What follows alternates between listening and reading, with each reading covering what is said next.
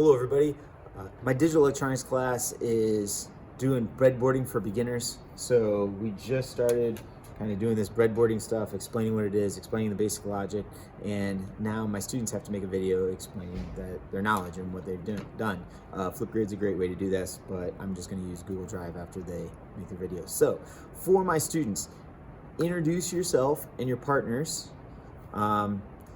Explain that you've built the breadboard, you started from the beginning, you powered everything, you grounded everything, you've got your AND gate, your OR gate, and your inverter gate, and then kind of show it working.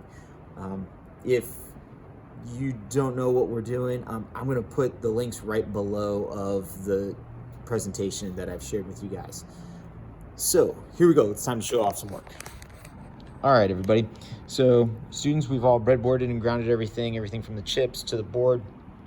And finally, switch number 1 is plugged into an AND gate. So that means switch 1 and 2 have to be on for light 1 to turn on. So I'm going to show, there it is, light 1 right there. But if I switch 1 and 2 just individually, it doesn't turn light 1 on it. Both of them have to be on. So that's an AND gate working. This is an OR chip. So either 1 or 2 have to be on for light 2 to be on, and if both are on, then light 1 and 2 are on. And then finally, this down here is our OR chip with a simple, this chip right here is an inverter chip, so it's inverting or doing the opposite of what the switch usually does, right? So when our switch is on in our house, usually the light is on, and this is flipping it. So whenever the switch is off, the light is off.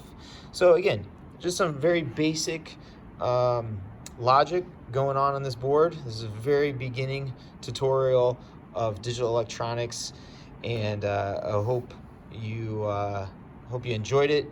Do some hands-on. If you have any questions, comment below, let me know, and I'll also add the presentation below.